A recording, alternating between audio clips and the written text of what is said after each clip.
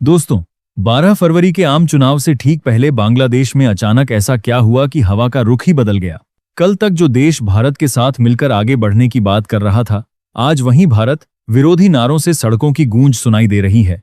कभी boycott India का शोर, कभी अदानी पावर पर जांच की धमक, तो कभी भारत से जुड़ा एक बड़ा सरकारी प्रोजेक्ट छिन जाना। ये सब अलग अलग घटनाएं नहीं लगती, बल्कि किसी एक बड़ी कहानी के अध्याय जैसे महसूस होती हैं। सवाल यह नहीं कि क्या हो रहा है, सवाल यह है कि यह सब अभी ही क्यों हो रहा है। दरअसल बांग्लादेश इस वक्त राजनीतिक भूचाल के बीच खड़ा है। अगस्त 2025 के जन आंदोलन के बाद शेख हसीना सत्ता से बाहर हो गईं और जैसे ही नई सत्ता का सूरज उगा, चुनावी मौसम ने सब कुछ बदल दिया। शेख हसीना को भारत का करीबी माना जाता था और उनके दौर में भारत बांग्लादेश के रिश्तों ने पावर डील, इंडस्ट्रियल जोन और इंफ्रास्ट्रक्चर प्रोजेक्ट्स के जरिए नई ऊंचाइयां देखीं। लेकिन सत्ता बदलते ही कहानी भी बदल गई। नई सरकार के लिए सबसे आसान निशाना वही पुराने समझौते बन गए, जिन्हें अब जनता के सामने देश के खिलाफ सौदे बताकर पेश किया जा रहा है। और यहीं से कहानी का सबसे विस्फोटक मोड़ आता है, अडानी पावर डील। बांग्लादेश सरकार की उच्च स्तरीय जांच समिति एनआरसी ने इस डील पर ऐसे आरोप लगाए कि सियासी गलियारों में भूचाल कहा गया कि बिजली की कीमत जरूरत से कहीं ज्यादा है, हर साल देश को करोड़ों डॉलर का नुकसान हो रहा है और यहां तक कि भारतीय कॉरपोरेट टैक्स का बोझ भी बांग्लादेश पर डाल दिया गया है। आरोप सिर्फ गलत फैसलों के नहीं हैं, बल्कि इशारे सिस्टमैटिक मिलीभगत की ओर किए जा रहे हैं, जिसने इस मुद्दे को और भी खतरनाक बना दिया। अब जरा जमीन पर नजर डालिए। झारखंड के गोड्डा में अडानी का कोयला आधारित पावर प्लांट, जिसकी लागत अरबों डॉलर में है, 2024 से पूरी क्षमता के साथ चल रहा है। बांग्लादेश की कुल बिजली जरूरत का करीब 7 से 10% हिस्सा यहीं से आता है। 17 करोड़ की आबादी और लगभग 13 गीगावाट की बेस लोड मांग वाले देश के लिए यह सप्लाई जीवन रेखा जैसी है। लेकिन आरोप यह है कि इस जीवन रेखा की कीमत बहुत भारी है। एनआरसी रिपोर्ट कहती है कि प्रति यूनिट बिजली 4 से 5 सेंट महंगी है और 25 साल के इस कॉन्ट्रैक्ट में हर साल करीब 1 अरब डॉलर का भुगतान हो रहा है। सिर्फ 2024-25 में ही बांग्लादेश पावर डेवलपमेंट बोर्ड को 4.13 अरब डॉलर के घाटे की बात कही जा रही है। सबसे चौंकाने वाला दावा यह कि अडानी की दरें अपने सबसे नजदीकी निजी प्रतिस्पर्धी से भी करीब 39.7% ज्यादा हैं।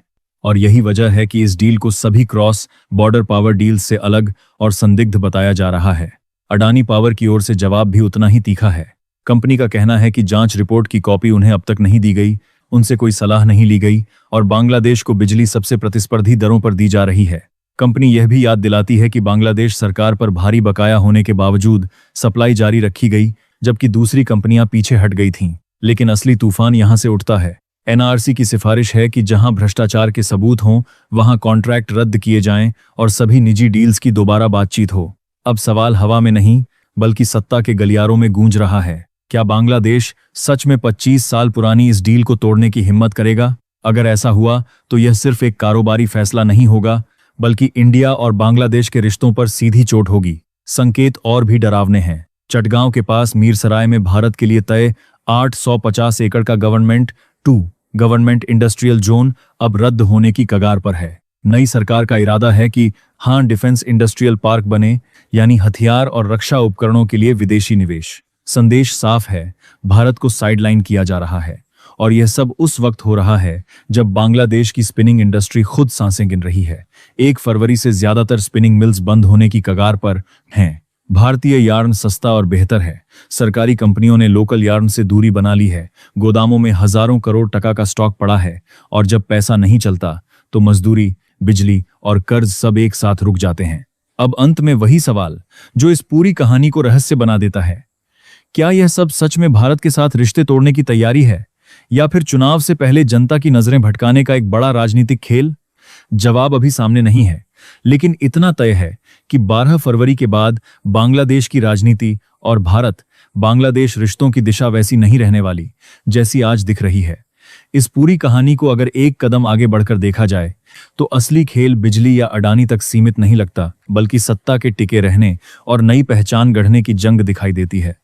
चुनाव से ठीक पहले भारत को कटघरे में खड़ा करना दरअसल बांग्लादेश की नई सत्ता के लिए एक भावनात्मक हथियार बन चुका है। जनता को यह संदेश दिया जा रहा है कि पिछली सरकार ने देश को महंगे समझौतों में जकड़ दिया था और अब नई सत्ता उन्हें आजाद कराने आई है। सवाल यह नहीं कि आरोप सही हैं या गलत, असली सवाल यह है कि इन आरोपों का राजनीतिक इस्तेमाल कितना गहरा है। संभावना यह ज्यादा है कि 25 साल का कॉन्ट्रैक्ट अचानक तोड़ा नहीं जाएगा, बल्कि उसे डर के साए में रखा जाएगा। यह डर भारत के लिए नहीं, बल्कि बातचीत की मेज पर दबाव बनाने का तरीका है। नई सरकार यह दिखाना चाहती है कि वह भारत से आंख में आंख डालकर बात कर सकती है।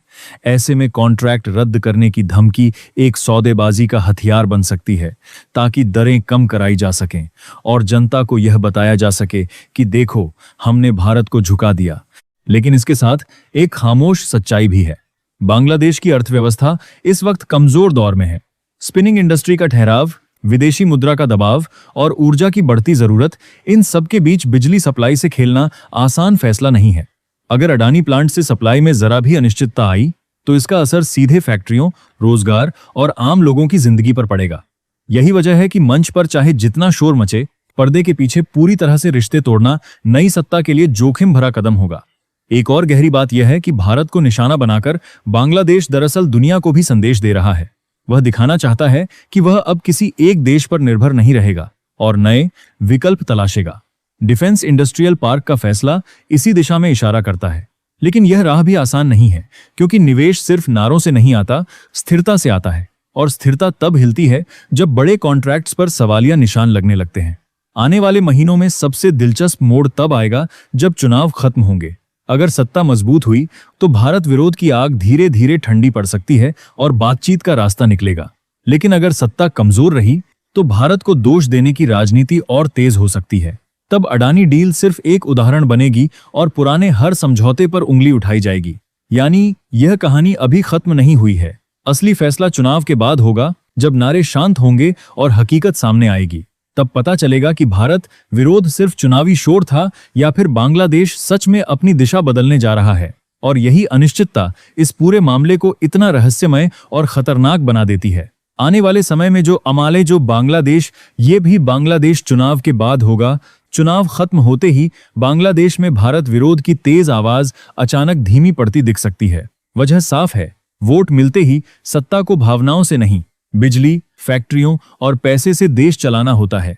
तब वही फैसले जिन्हें आज देशद्रोही सौदे कहा जा रहा है, बंद कमरों में जरूरी समझौते बनकर लौट सकते हैं। सबसे पहले अडानी वाली डील का रंग बदलेगा। इसके पूरी तरह टूटने की संभावना कम है, लेकिन इसके शब्द बदले जा सकते हैं। दरों पर नई बातचीत होगी, भुगतान के तरीके बदले जाएंगे और इसे जनता के सामने कड़ी जीत की तरह पेश किया जाएगा। यानी डील रहेगी, नाम बदलेगा। इससे सरकार कह सकेगी कि उसने भारत से रियायतें लीं और भारत यह कह सकेगा कि सप्लाई बनी रही। दूसरा बड़ा मोड़ तब आएगा जब बांग्लादेश की अर्थव्यवस्था दबाव दिखाने लगेगी। स्पिनिंग मिल्स अगर लंबे समय तक बंद रहीं, बिजली महंगी रही और नौकरियों पर असर पड़ा, तो गुस्सा नारेबाजी से हटकर सरकार की तरफ घूमेगा। उस वक्त भारत को दुश्मन दिखाना काम नहीं आएगा। तब स्थिर सप्लाई और भरोसेमंद साझेदार की जरूरत पड़ेगी। और यही वह जगह है जहां इंडिया फिर से अहम बन जाएगा। डिफेंस इंडस्ट्रियल पार्क जैसे फैसले भी धीरे धीरे असली परीक्षा में पड़ेंगे। विदेशी निवेशक भाषण नहीं, भरोसा देखते हैं। अगर हर पुराना समझौता सवालों में घिरा रहेगा, तो नया पैसा आने से पहले 100 बार सोचेगा। तब बांग्लादेश को एहसास होगा कि भारत को पूरी तरह साइडलाइन करना आसान नारा है, लेकिन मुश्किल हकीकत। सबसे दिलचस्प बदलाव रिश्तों की भाषा में होगा। मंचों पर भले ही तल्खी रहे, लेकिन कूटनीति में नरमी आएगी। अचानक उच्च स्तरीय मुलाकातें होंगी, तकनीकी कमेटियां बनेंगी और मीडिया से दूर समाधान खोजे जाएंगे। जनता को लगेगा कि टकराव जारी है, जबकि असल में नुकसान रोकने की कोशिश चल रही होगी। आखिरकार भविष्य का रास्ता किसी एक फैसले से तय नहीं होगा, बल्कि मजबूरी से तय होगा। बांग्लादेश भारत से पूरी तरह दूर नहीं जाएगा, लेकिन दूरी दिखाकर अपने लिए बेहतर शर्तें निकालने की कोशिश करेगा। और भारत भी खुला टकराव नहीं चाहेगा, क्योंकि पड़ोस में अस्थिरता सबसे महंगी पड़ती है। यानी आने वाला वक्त न तो पूरी दोस्ती का होगा, न खुली दुश्मनी का।